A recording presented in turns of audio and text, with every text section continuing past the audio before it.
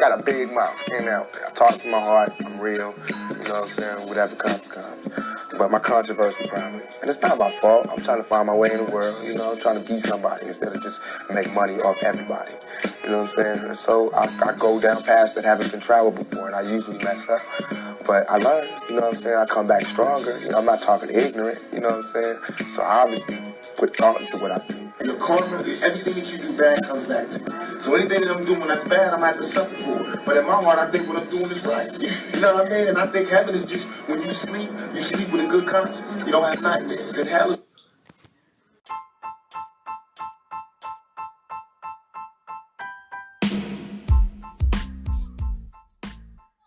What's going on, everyone? I'm so happy you decided to join me on this journey called Podcast Life.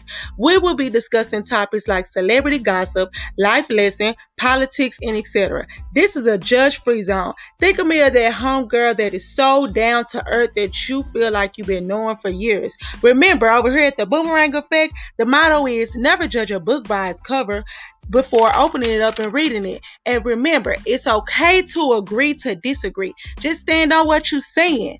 Got it? Period. Please like, comment, share, give feedback, anything to help this podcast grow, because it is a voice for the people. So, love, peace, and unity. Mwah.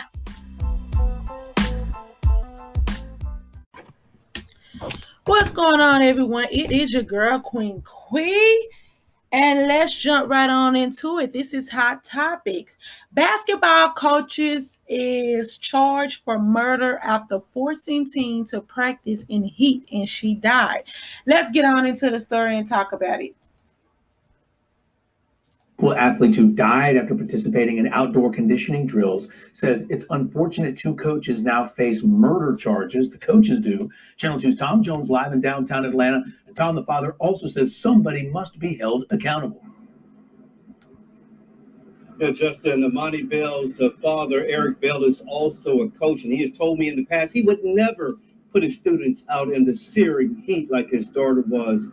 I spoke to the Bell's family attorney, and he says her coaches were negligent that day. The assistant coach saw Imani struggling, knew how hot it was, and did not stop the practice. The attorney for the family of 16-year-old Imani Bell says it is clear at least two of her coaches played a significant role in her heat-related death at Elite Scholars Academy in August 2019.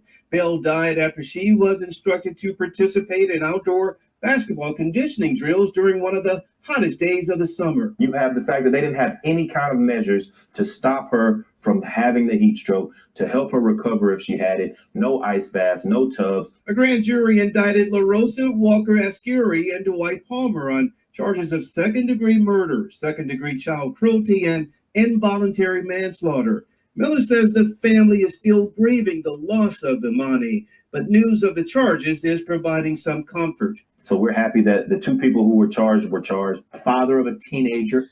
Okay, so let's jump right on into it. Okay, so basically, RIP, rest in peace, to the young lady that lost her life throughout the process, throughout this whole process and stuff like that. Let's pray for the family also. Let's keep them in our prayers.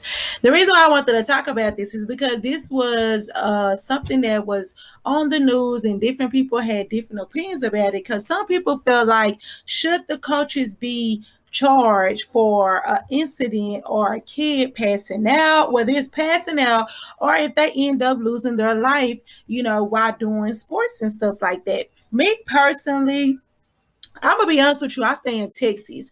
So the weather, especially in the summertime, it has been in like the 90s, almost up to 100 at times. Me as an adult, I am mentally and physically drained when I was out there in that heat. And I'm not even to say I was in sports. I'm not in no type of sports and stuff like that. Just by me going to work and sitting up on my feet for 8 hours a day plus or whatever, and this heat going back to the house or whatever, it's been times where I have literally came home and laid down. I'm talking about laid down, did not feel like getting up, did not even feel like cooking. So I can only imagine being a teenager and then playing sports and stuff like that, and you have coaches that tend to want to push you push you to your limit. So a lot of this, a lot of people were saying like, well, is it the fact of the coaches being neglectful, or is it the fact of the parent? Because, as parents, we don't have to send our kids or make them participate.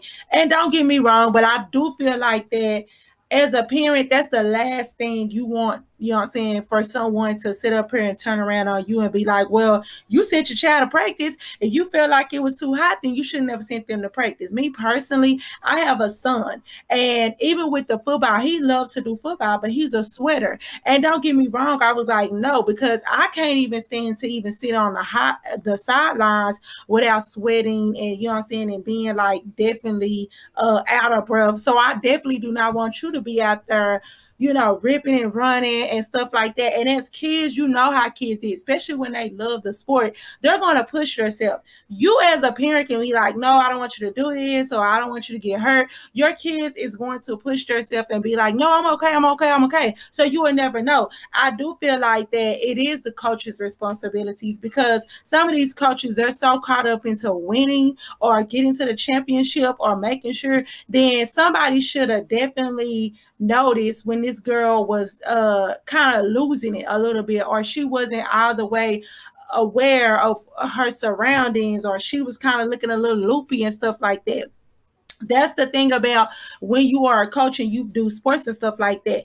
I never forget, I was teaching dance, and I was like doing like classes and stuff like that with and it was like my first year teaching dance and stuff like that. So luckily, one of the parents at the time, she was there, like she had just walked back in or whatever.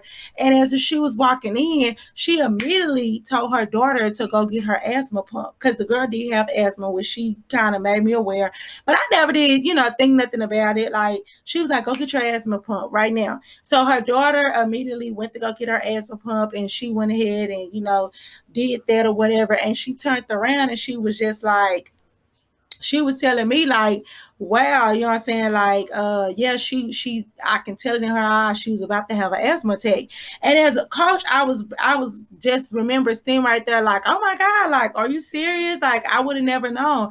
And she was just like, yeah, she was gonna have an asthma pump. So that's the reason why it's definitely important to get kids medical history, be aware. Just don't assume because they're tired or they don't feel like, doing stuff or whatever. Please make accommodation anytime that you do practice. So who do you think that was in the wrong? Do you think it was the parents? Do you think it was the coach? Or do you feel like nobody should be held responsible for this incident?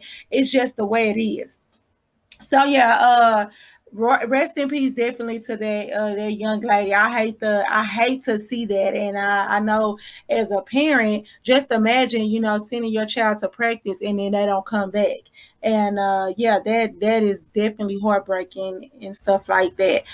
Okay, next subject will be mom of 3 who received over $200K in donation tells the truth, stated, I'm just a sitter. She said she just a sitter. Like, she was not her kids. Let's get into the story.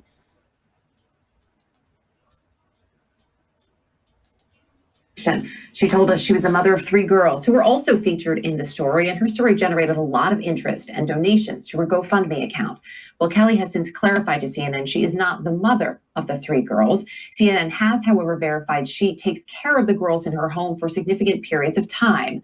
This is a complicated story that still has many unanswered questions. I want to bring in now my colleague, Nick Watt, who's been covering Kelly from the beginning for CNN. So, Nick, as I said, still a lot of questions. But what do we know right now about Daisha Kelly's story? Well, Erica, CNN found Daisha Kelly through her post on GoFundMe seeking $2,000 to pay back rent to avoid eviction for her and, quote, her 3 daughters. She did not reach out to us. Now, we interviewed Kelly at her home. The girls all called her mum, appeared to be very much at home, and there was nothing we could see to raise any suspicion. But later last week, a woman named Shadia Hilo came forward and said she was the mother of those 3 girls and they live with her. Obviously, we investigated immediately, and yes, Shadia Hilo is their mother. We've seen the birth certificates, and now we know that Daisha Kelly is dating the girl's father. She spends significant periods of time caring for the girls at her apartment. Now, at the time we visited, Hilo says she had dropped the girls off with Kelly for a week. Now, when we followed up with Kelly over the weekend, she clarified that she is not the mother of the 3 girls. She said she originally described herself to CNN as a mother because she considers herself to be like a mother to those girls. Shadia Hilo is understandably upset that someone else claimed to be the mother of 3 of her children she also cares for. So there are things, Nick, about Kelly's story, or are there, I should say, that do. Okay, so if you know the story, it was a lady that went viral because she got on the news, and I basically did a story on her. She was she portrayed to be like a single woman that was behind in eviction. She had 3 kids sitting on the couch with her, and so therefore the story went viral. Somebody made a GoFundMe account. She got over $200,000 in the GoFundMe account, just to come out a couple of weeks later, and then the biological mother of these young little girls, said that she is not the mother. Those was her kids, and that the lady that was on the news was actually a babysitter.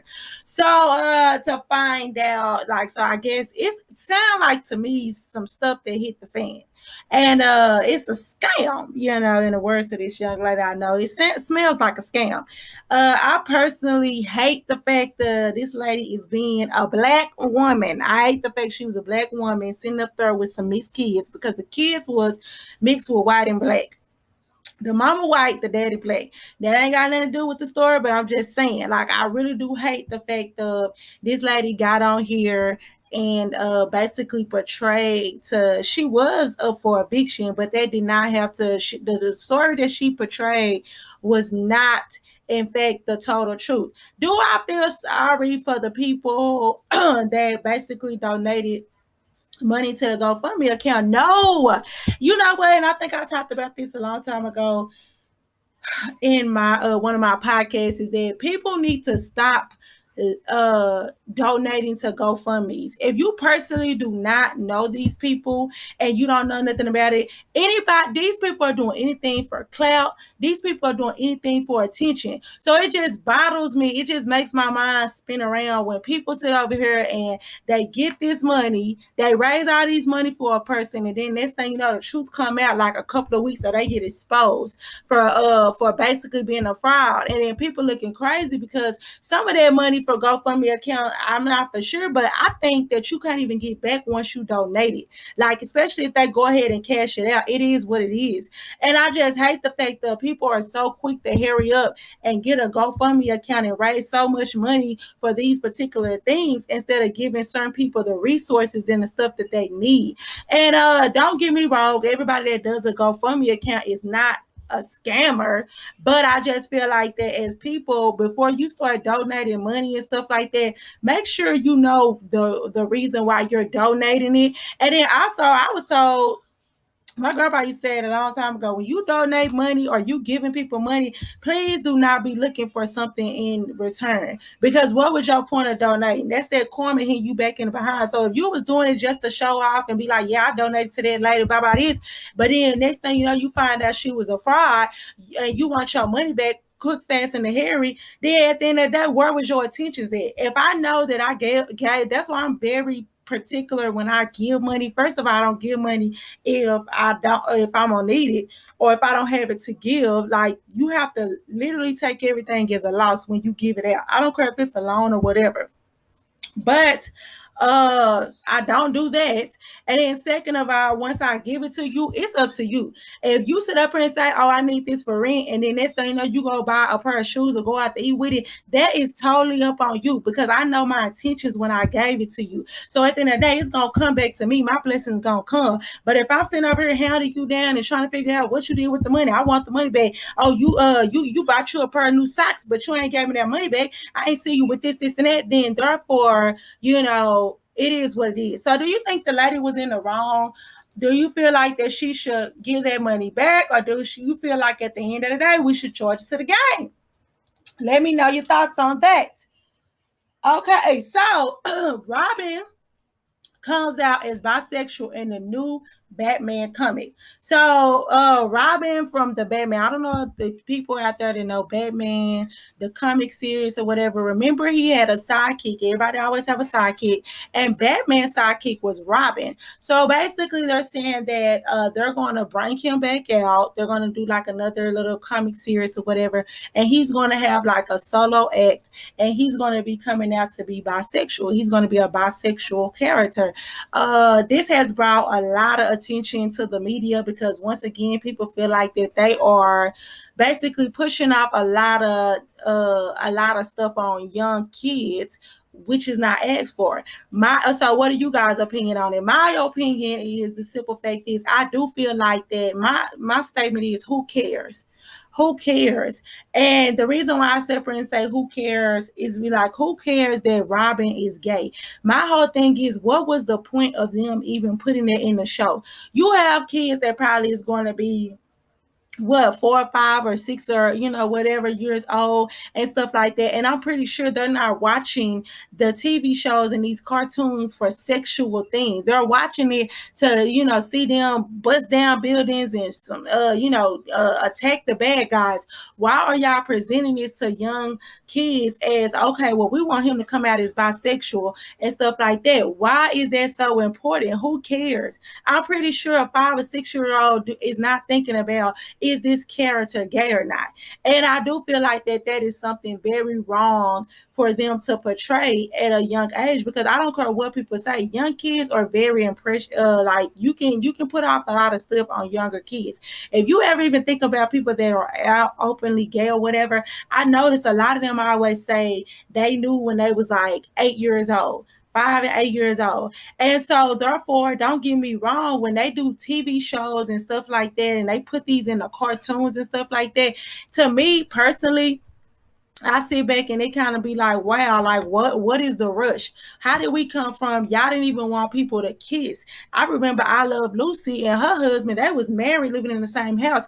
They couldn't even sleep in the same bed. They had 2 separate twin size beds every time they shot a bedroom scene. They barely even had kissing scenes. Now it's like everything is being exploited. And I'm not just saying like in the gay community, but it's also in like everything is over sexualized on everything. You have women kissing on women, you have people sitting over here tonguing each other down that just met. You have all these series, Love and Hip Hop and etc. So we cannot just sit up here and have that attitude towards one community like the gay community. We also need to keep that same energy when it also comes to a woman and a man, and then they're overly being over sexualized. So I don't care if it was like Robin Hood and another female, and then they wanted to portray them being madly in love and kissing and the sexual stuff or whatever. I do not feel like that is right. So I honestly don't feel like this was something that was necessary for them to do.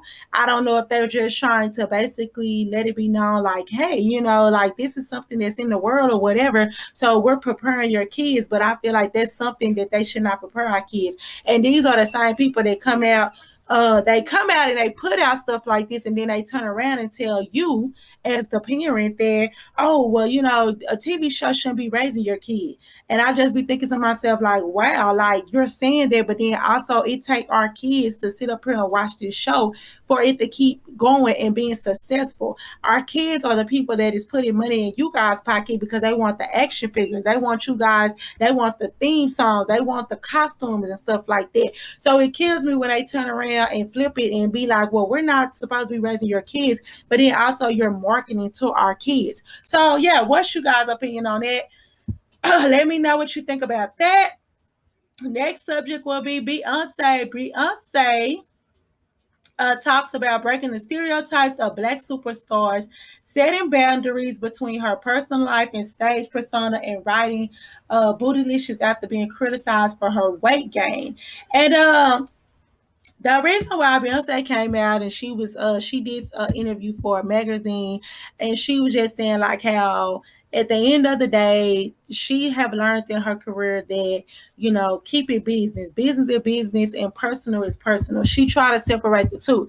I have noticed that Beyonce has been attacked on so many levels. First of all, since she first came out. I'm not a beehive or anything like that, as they say, like a big Beyonce fan. I love Beyonce. I think she's a good entertainer.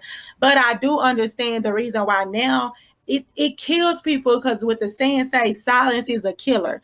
And I think it kills people because no matter what Beyonce or what they say about Beyonce addressed nothing. And then that kills people. And then truth be told, the rumors that they say and try to spew, they die down.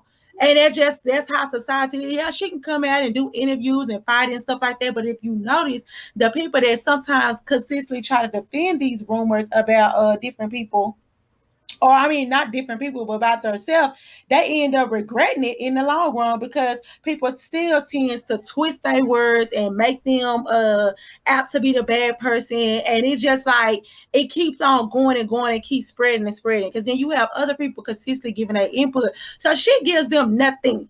But as an artist, do you think that that's fair to her fans and stuff like that? Do you feel like as an artist that they should not be trying you? We should not know them on a personal level, or do you feel like that's not right? Like, you know, they want us to support them and stuff like that, but they don't want us to know anything else about them. What are you guys' opinion on it? Because me personally, I feel like that people start to feel entitled when they know too much about you. Even for example, reality TV show. I'm not even gonna lie. A lot of times when singers and stuff like that do these personal reality TV shows to go behind the camera, it either makes or break their career. Have you ever sit up here and you be like, oh my God, I love this artist, but I hate their attitude. And then you stop supporting them because of why? Their attitude. But if you would have strictly just listened to their music and you didn't know nothing about them personally, you would have continued to support them no matter what. And I feel like that's what's, and but it's like on the other hand too, like you probably didn't even want to support this artist because you did not like that music. But then once you sit up here and they do a TV show or they give out interviews, you started connecting with them on another level. So therefore, it's kind of like I want to support them because of the way they are and the dreams and the goals they're trying to reach. So I mean, it can go both ways. It can make or break you. But Beyonce have definitely earned her stripes in the business. And I think now she's at a level where she's just like, I'm giving them nothing. I'm going to give them what I came here to do, which is a performance, which is a show, which is these songs. And my personal life, I'm going to leave it alone. Because she have even been attacked with not only her husband, her daughter, Blue Ivy. Blue Ivy was consistently attacked and stuff like that. They sit up here and kept on trying to make it seem like the girl wasn't pregnant. So it's a lot of stuff that goes behind the reason why she act the way she act. So what are you guys' opinion on it? Do you think that that's fair to her fans, or do you disagree or you agree? Let me know what you think. The last topic of today, Da Brat thanks Jermaine Dupri for not pressuring her to dress revealing in early stages of her career. I am blessed that he let me be myself. So anybody know that Da Brat is a rapper that came out back in the 90s, and she was basically thanking Jermaine Dupri for not trying to over sexualize her and stuff like that. And because she always dressed it in baggy clothes, pigtails, and you know, just kind of like a very tomboyish look. And she was saying that she's thankful that Jermaine Dupri wasn't one of those producers and managers that forced her to show her breast and butt and stuff like that. First of all, in the year 2000s, you can't get away with that. These women is showing everything. They're not leaving nothing to the imagination. And then the lyrics are even more vulgar and like out there. See, Da Brat came out with a time where even the R&B singers was dressing like with baggy clothes, and everybody was dressing in baggy clothes and bandanas and stuff like that. So, you know, you have people like Little Kim and Foxy Brown that came around her, but at the end of the day, they wasn't outnumbered by those same women. So I just wanted to let people know that at the end of the day, even with this story, the reason why I brought that up is because that please know to be yourself no matter what.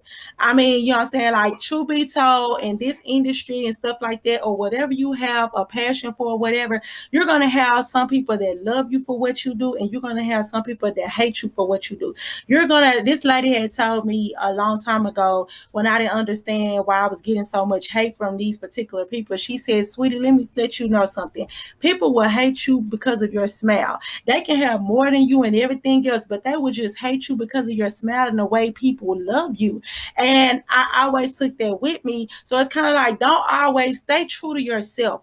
And I wanted to leave you guys with that, is to stay true to yourself no matter what, because you're going to have ups and downs. I take compliments, but I don't never let it go to my head to the point where it distracts me for my purpose. Like, I mean, people can listen to my podcast, and you might have people like, oh my God, I love your voice. I love, it's so smooth and it's so, you so real and this and that. And then you have some people that might listen to me and be like, oh my God, you annoying. I don't like her. I don't like you. I don't like this. And they have everything. I take both in, and I don't let that get to me, because I know my purpose and I know the reason why I'm doing what I'm doing. So please know, anything that you put your mind to, that you have a passion for and stuff like that, people gonna talk regardless, whether you doing good or bad. You just keep on going. You just keep on pressing through no matter what. Don't ever let somebody's opinion distract you from your success or your goals and stuff like that, because then all that is, I think my grandpa preached about this today because he's a preacher.